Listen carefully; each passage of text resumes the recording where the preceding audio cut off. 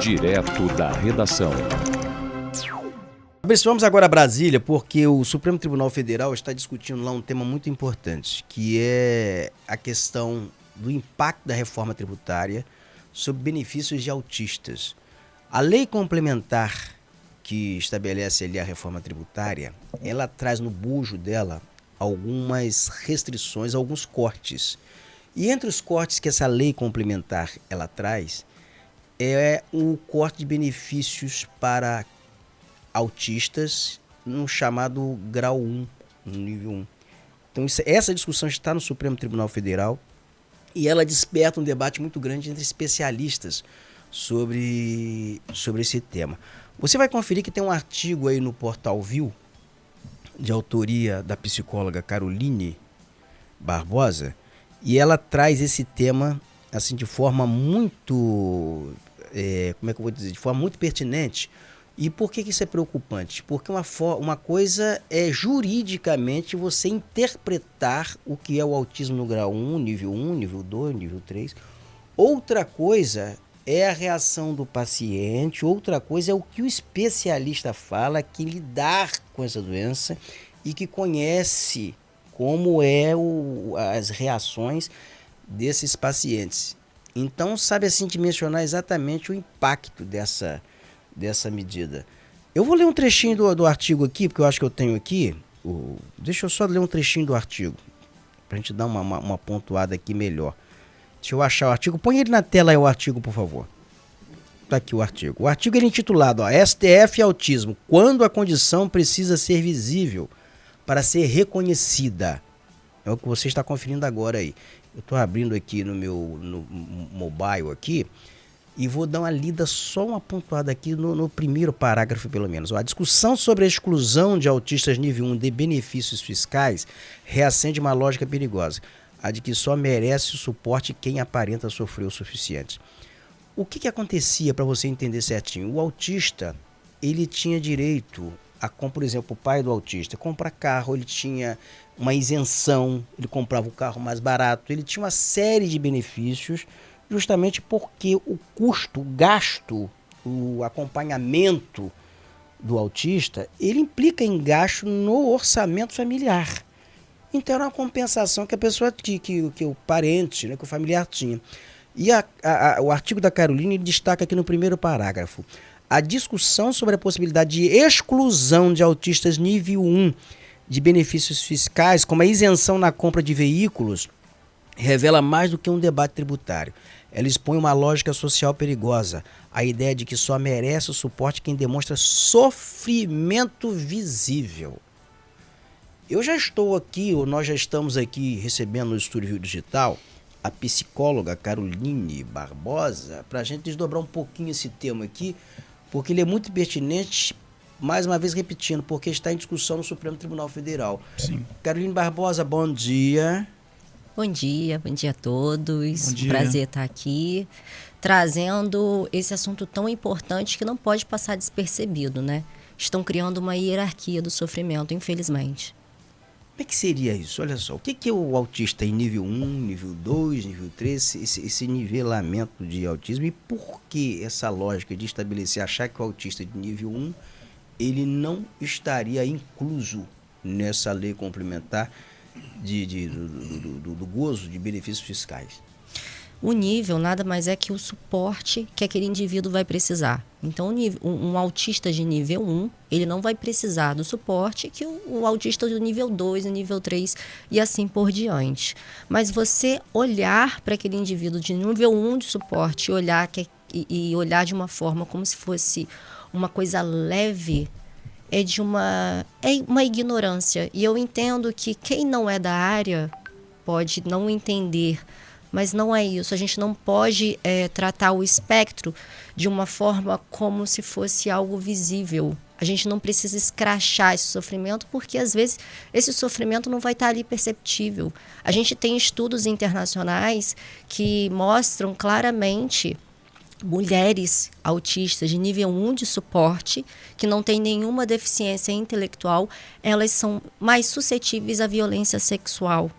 Então, autistas de nível 1 de suporte estão mais suscetíveis ao suicídio também. Isso são estudos internacionais, é comprovado. Então, você querer correlacionar o sofrimento com algo perceptível é de uma ignorância tremenda. Isso passou pelo Congresso Nacional, uma lei que foi aprovada, a reforma tributária, isso foi amplamente discutido. Agora, talvez o erro tenha sido não chamar profissionais da área ou de segmentos para discutir isso da forma como tem que ser discutido, como tem que ser debatida. Foi no tecnicismo, né? Não, aqui é nível 1, não sofre tanto como o nível 2, não sofre tanto como o nível 3. Não tem tanta crise como o nível 1, nível 2, nível 3. E sem um debate com profissionais da área. Um grupo de deputados que aprovou a reforma tributária, um grupo de técnicos do Ministério da Fazenda que apresentou essa lei, que apresentou o bojo, que apresentou isso. Isso, obviamente, que no Congresso Nacional sofreu a reforma tributária, ela sofreu ali várias emendas, mas o fato é que esse texto, esse arcabouço, o que está aí, o que está posto aí, na verdade, penaliza um segmento considerável, justamente por isso daí, por achar que autista é só quem tem crise na rua, quem tem aparentemente, é quem demonstra ser autista e é de um primarismo que não deveria permear a aprovação dessa lei, né? Sim. E o autista de nível 1 também ele também está fadado, ele pode ter crises. O que acontece? O espectro, ele é muito plural, ele é muito diverso. Então, hoje a gente tem na internet, se você for pesquisar autista de nível 1 na internet, você vai ter passo a passo. Entenda quais são os sintomas, o que acontece. É como se fosse uma fórmula do autista. Então, hoje, já criaram um estereótipo do autista e tudo que foge desse estereótipo é como se a sociedade não conseguisse enxergar aquele indivíduo dentro do espectro. Você não está dentro da condição porque eu não te enxergo dessa forma, porque você não se encaixa na fórmula que criaram, né, na internet. Então, não tem como você pegar e criar um passo a passo do autista, um passo a passo desse espectro. É uma coisa muito ampla. Então, o autista de nível 1, eu tenho pacientes, eu sou mãe de uma autista. Então, a minha filha, por exemplo, ela tem seletividade alimentar. Vocês não têm noção do gasto que é com vitaminas. O autista, ele precisa ser assistido pela vida toda. Então, não é porque ele é funcional, não é porque você encontra um autista que seja funcional, que esteja ali no nível 1 e consiga desempenhar uma vida dentro da funcionalidade, que ele não vai ter dificuldades. A mulher, quando ela cresce, ela desenvolve e ela está dentro desse nível 1 de suporte, ela vai ter dificuldades em ter uma leitura comportamental que nós, neurotípicos, temos de uma forma bem clara. Então, ela vai ter dificuldade de se enxergar em um relacionamento abusivo, ela vai ter dificuldade de enxergar que está sendo passada para trás, que está sendo prejudicada de uma certa forma. Isso é um prejuízo aparente. O mascaramento, nós temos uma condição que está muito presente no nível 1 de suporte, tanto é que nós encontramos hoje adultos que estão sendo diagnosticados só nesta fase. Por quê? Porque hoje eles estão passando por avaliações e estão se percebendo, mas eles mascararam muito dos sintomas para conseguir pertencer socialmente. Então, esse pertencimento, essa falta de pertencimento, na verdade, que é encontrado em autistas no nível 1, causa um sofrimento muito grande. A sobrecarga que eles têm sensorial, de estar nesse ambiente, porque isso traz uma sobrecarga muito grande, traz um sofrimento. Então, você querer trazer como se fosse um nível brando, como se fosse um nível leve, é de uma covardia com essas pessoas tremenda. Olha, aí, por exemplo, pelo que eu vi aqui no bojo da reforma tributária,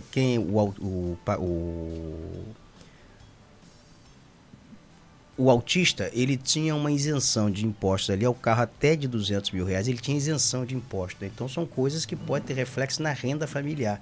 Então, você coloca agora aqui essa questão, por exemplo, quem tem restrição alimentar. Esse é um gasto contínuo que tem impacto na renda familiar desse paciente. Né? Tem lá o impacto mensal na renda familiar, porque são alimentos que ele vai ter que consumir para suprir a ausência de outros alimentos que ele tem, que ele demonstra restrição. Agora, isso tudo é ao longo da vida, ele vai ter essa restrição alimentar ao longo da vida? Não necessariamente, por isso que o suporte é tão importante. A questão ela vai além do tributário, porque começa de uma forma, mas ela vai avançando. Então, se a gente passar o tributário, deixar passar isso, onde é que vai chegar? Então, a condição começa com uma seletividade alimentar, você consegue trabalhar isso e, às vezes, lá na frente, você vai conseguir... você vai conseguir um êxito. A criança ela não vai ter mais essa seletividade. Pode ser sim. Assim como um autista de nível 2 pode regredir para o nível 1. Por isso é tão importante esse acompanhamento. Mas você entender que precisa trazer isso de uma forma humana e entender que o peso disso é gigante, é muito importante. Eu tô com a Sabrina Nogueira, ela é de Itapiruna. Ela tem um filho autista e ela está perguntando aqui como a internet impacta a vida, a visão, a sociedade sobre o autismo. Porque ela fala que a filha dela tem 8 anos e só vive no telefone. A internet tem dois pontos. Tem um ponto que passa para a sociedade, que é o que eu estava falando, né? Sobre você enxergar a condição de uma forma bem restrita, naquele modelinho de internet, e você diminuir para esse estereótipo que criam. E também nós temos o autista, porque a internet hoje em dia ela acaba sendo uma rede de apoio. O autista ele demanda muito de uma mãe. Então, você acha que seria um conforto, um acalento para a criança autista, a internet, para distração, para poder tirar um pouco aquela visão dela? Ou você acha que isso pode ser nocivo, perigoso, por outro lado? A tela não é boa para uma criança. Não né? é boa. Não é boa. Principalmente para o autista ou não? Para criança no geral?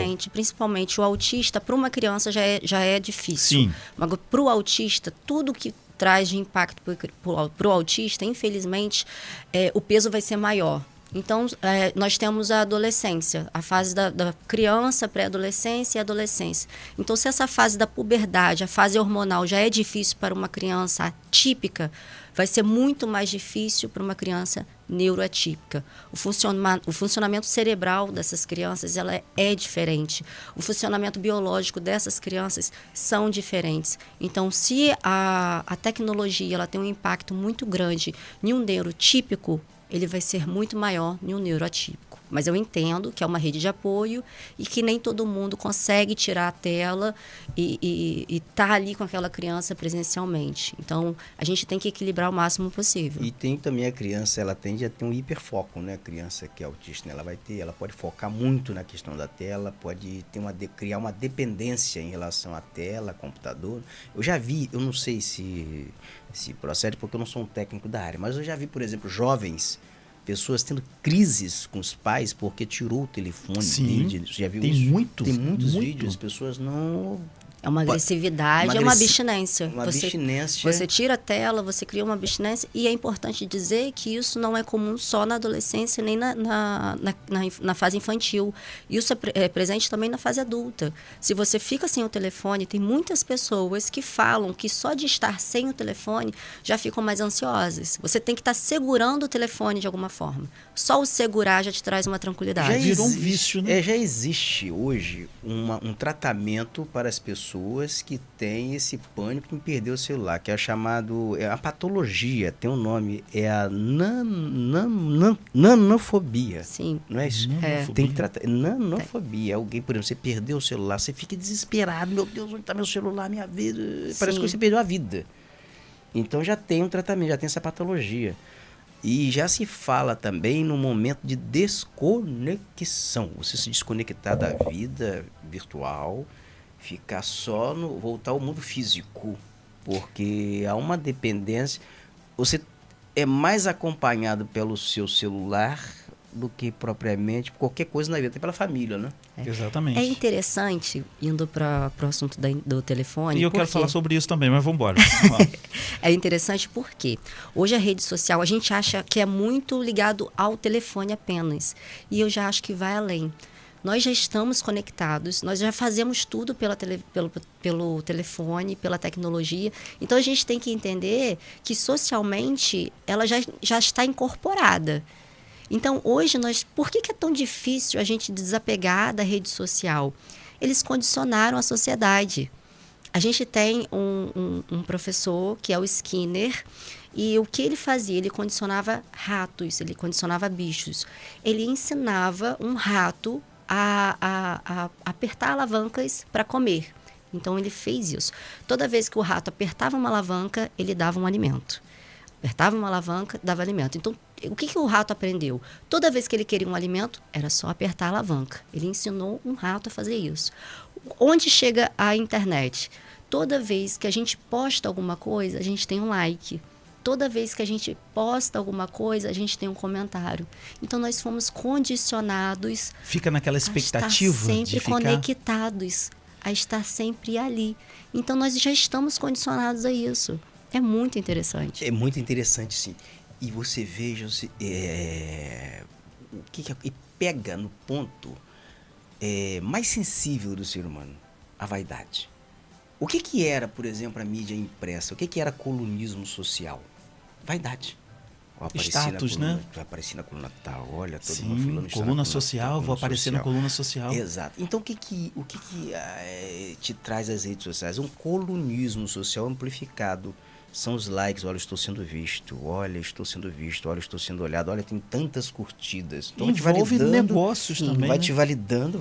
Então, na verdade, o que se fez, o mundo originalmente, ele é o mesmo, ele foi se aperfeiçoando, né? Ele foi, assim, o capitalismo tem essa, o Marx já dizia isso, o capitalismo, a burguesia é a classe social mais revolucionária da história.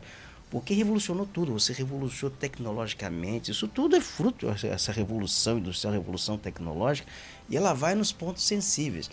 E você vai mostrando que você vai sendo seduzido, você pega o cara que não é nada na vida, daqui a pouco o cara ele galgou alguma posição na vida. E ele vai precisando de validação. A rede social vai lhe dando abertura para essa validação, e vai seduzindo. Daqui a pouco você está até gastando lá para ter like, para todo mundo ver o seu material, para todo mundo ver. Virou um comércio praticamente. É pertencimento, né? Pertencimento, exatamente. Eu, quando cheguei em 2004 para dar consultoria a uma autoridade na região, uma autoridade, uma cidade muito, assim, muito proeminente no estado do Rio de Janeiro, 2004, ainda não tinha Facebook. Ainda não tinha rede social com essa força. O Orkut ainda não tinha, eu acho, nem nascido ainda. Era coisa que estava por nascer. Eu cheguei para o cara que respondia pela toda a assessoria, estava todo mundo na sala, eu falei, olha, e eles estavam assistindo no televisor, na TV aberta. Falei, vocês vão assistir daqui a algum tempo uma transformação. Vocês não estarão diante do televisor, vocês estarão diante do smartphone, porque o televisor agora é o seu veículo de massa, mas daqui a pouco o veículo de massa vai ser o smartphone. O televisor não deixará de existir, o impresso, as mídias não deixarão de existir, mas elas vão confluir para uma única plataforma que vai ser o smartphone. Ele vai concentrar tudo. Então ele vai ser o veículo de massa, onde ele vai ter tudo isso aí que você está vendo aqui, ali. Aí o pessoal fez assim, alguns ficaram olhando com aquela dúvida, tal. 10 anos depois, um deles me ligou, e ao conversar comigo, quando já estava a rede social já pipocando, falou o seguinte: o dia que você entrou naquela sala, estava o cônsul norte-americano, tá? O cônsul norte-americano estava, do consulado aqui do Rio de Janeiro.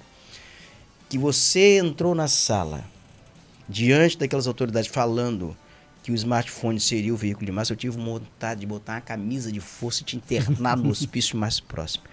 E agora eu tô te ligando para dizer que você tinha razão. Tá vendo? Cara, Carol, assim, nada como um dia após o outro. Nada como um dia após o outro. Caroline, deixa eu fazer uma pergunta. Hoje o autismo é um assunto que está o ano todo, o tempo todo no nosso cotidiano, né? Eu estou vendo aqui que a Letícia Sabatella, que é atriz brasileira, né, revelou ter recebido o diagnóstico de autismo nível 1 aos 52 anos de idade. Danilo Gentili, que tem um programa no SBT, o comediante, ele também foi diagnosticado agora, aos 42 anos. Você acha que os adultos hoje estão mais preocupados com o autismo mediante esses assuntos todos que vêm decorrendo com as crianças? Os adultos estão se descobrindo hoje? E como que eu posso saber que eu sou uma pessoa autista? Então, quando eu digo dessa falta de pertencimento interna, e a sobrecarga que traz em você tentar pertencer, você tentar participar desse meio, ser como outro, é justamente isso. Aquele adulto que tem aquelas particularidades, aqueles... nossa, fulano é meio estranho. Gestos, articulações, isso dá para identificar? São Você olhando a pessoa? Não, por olhar não, que é aí que mora o problema. Porque a gente tem tanta informação hoje na rede social que existem várias pessoas que são especialistas nisso, já reparou? Uhum. Então, fulano tem uma particularidade. Nossa, fulano deve ser autista.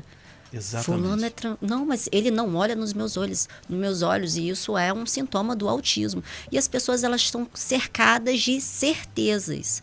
Então, para você conseguir ter a certeza se você é autista ou não, são com avaliações. Você pode procurar um neuropsicólogo para fazer avaliações, você pode procurar um médico, você pode procurar um psiquiatra e ter acesso para conseguir um laudo. Então, é só através de um especialista, de um profissional capacitado. Você tem informações na rede social, você tem informações na internet, mas isso não é o suficiente para você conseguir saber se você é autista ou não. Esse é o problema hoje. O problema hoje é que nós temos muito acesso à informação de forma muito fácil, de forma muito fragmentada. E quando a gente traz a internet, a tecnologia, a gente não está falando só do telefone. O telefone é horrível, a rede social ela é danosa. Não. O problema está nisso, nessa quantidade de informação fragmentada, solta, e as pessoas cada vez mais impacientes para ter de forma mais aprofundada. Então, hoje nós não temos esse foco, essa capacidade de ir mais além. Nós queremos tudo muito de forma superficial. E os adultos estão mais preocupados hoje.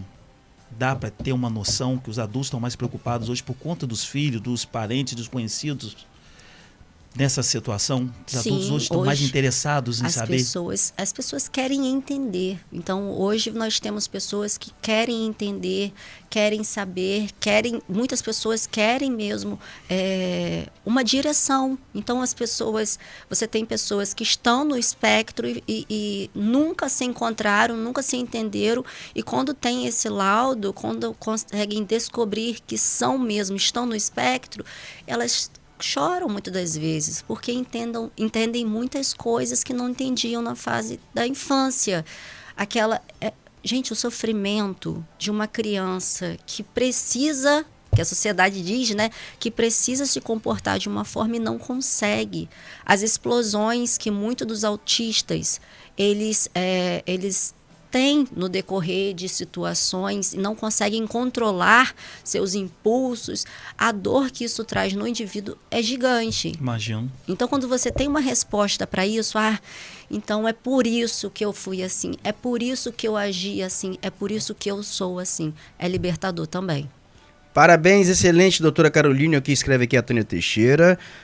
Ana Paula, bom dia, não consigo ficar sem o celular. Quando esqueço em algum lugar, parece que perdi um pedaço de mim. Dá risada aqui. Doutora Caroline, muito obrigado aqui, psicóloga Caroline Barbosa, aqui pela participação aqui no Direto da Redação. A gente vai voltar a esse tema aqui sempre, porque é um tema que tem que ficar em debate, e vamos acompanhar essa discussão no Supremo Tribunal Federal. Muito obrigado, bom dia. Eu agradeço a todos pela oportunidade e vamos ficar de olho nessa questão da hierarquia do sofrimento. Até que ponto o sofrimento ele precisa ser exposto, né? Ótima entrevista, esclarecidíssimo.